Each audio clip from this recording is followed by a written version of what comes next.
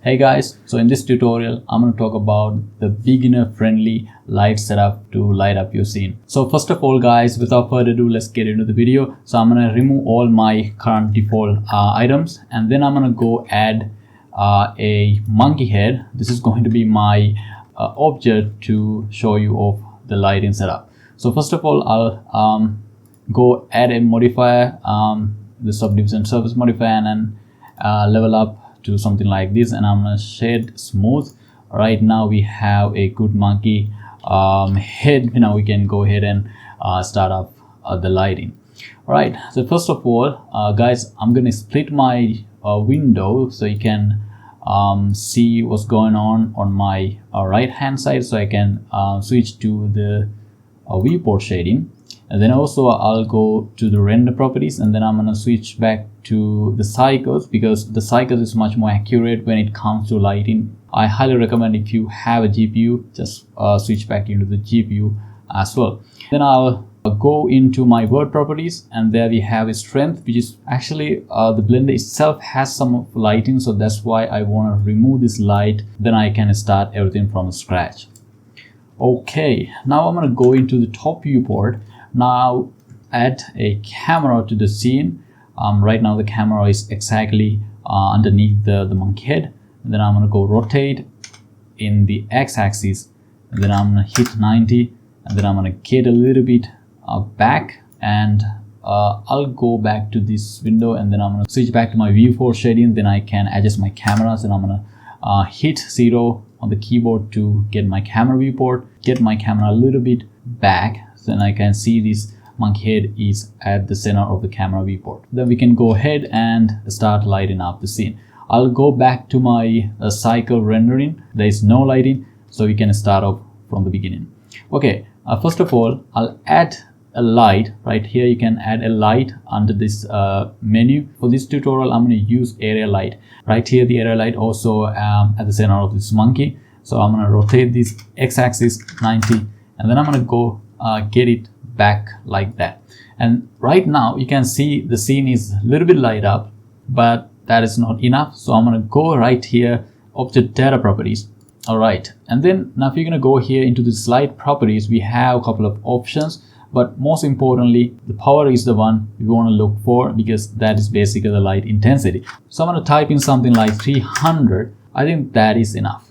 Right, basically when it comes to the 3-point lighting setup, we have 3 lights as in the name. So those are the key light, which is going to be illuminate the whole scene at once, like this one. This is the one I call the key light. So I'm going to type in key light. So this is going to be pretty much my main light at the scene. So the next one is going to be the fill light. Basically the fill light, it helps us to reduce the harsh shadows of the key light. So that is the basic mean of the fill light, right? So I'm going to go first of all, before adding my fill light, I want to do something here, because my camera is right here and my main key light is right here. So what you have to do always, you have to keep your key light at an angle of 30 to 45 degrees from the camera. So what I'm going to do, I'm going to rotate this key light around the monkey head. So for that, I'm going to change my pivot point to 3D cursor. Then you'll be able to rotate this around the monkey head. Hit R key on the keyboard, and I'm going to rotate this 30 to 45 degrees from my camera somewhere here. So then you can see on the right hand side the monkey head is light up from the right hand side. At the same time you can guys clearly see the harsh shadows on the left hand side. So we have to reduce those harsh shadows. So what we're going to do is we're going to go create another light, which is going to be a fill light. To create fill light, I'm going to copy this light right here, and then I'm going to rename the light fill light. So you can keep in mind that the fill light is most of the time right opposite to the key light. So I'm going to rotate this, and then I'm going to place it somewhere here. You can do the same thing just like this. You can go up here, and then you can switch the transform orientation to local. And then what I'm going to do guys, when the fill light is selected, I can Control M and hit C key on the keyboard, and that will be on the other side. Another thing, you can see that the light is still too harsh. Maybe this is not enough for the surface, so I can also increase the size of the light here.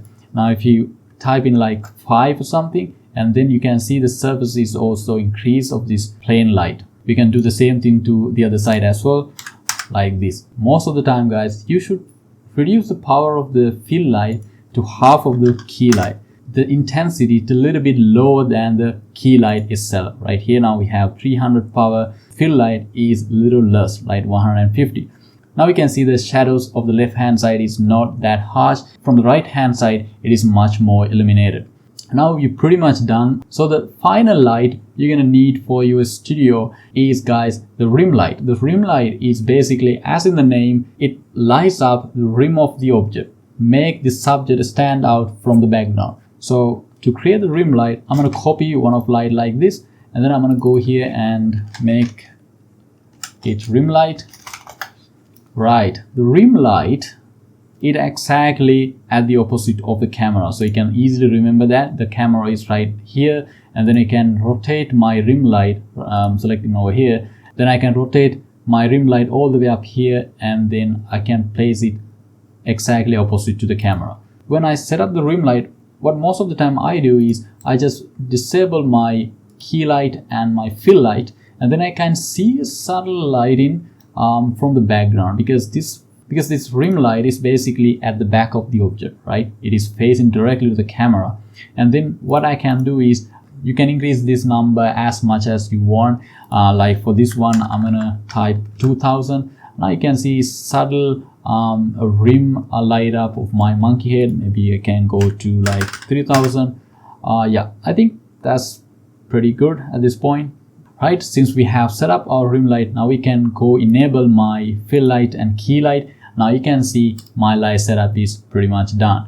Basically, these are the main concept of the lighting setup for a studio, and then you can tweak these values and anything, and also place these lights in a little bit differently if you want, and then you can basically check by yourself, because you can easily remember this system.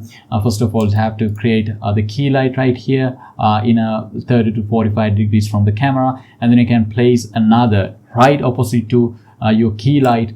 There is the fill light comes in, and then another light is coming right opposite to the camera, which is going to be a rim light, right? So this is basically the light setup you want. The next and last step that I'm going to do, guys, most of the time, I'm going to go add a plane axis and scale a little bit, and then I'm going to select all my camera and light, everything, and then I'm going to finally select my empty object, and then I'm going to go Control P to select, and then keep transform. So in that way you can combine all these light setup to this center, and then I can rotate this, everything would be at the same spot, and yeah, like this. So now if you keep this, now you can see everything exactly works as same. So also now if you go here into the perspective viewport and double R, and I can see and everything works exactly as this, like that. So basically this is it, guys. So I think you got something, because this is not, as I told you, this is not something really advanced light setup. This is really fundamental light setup, but you can keep in mind what is exactly the point, 3-point light setup is. So that's it, and so I'll see you in my next video. And if you haven't subscribed, please subscribe to my channel and like it. So I'll see you in my next one.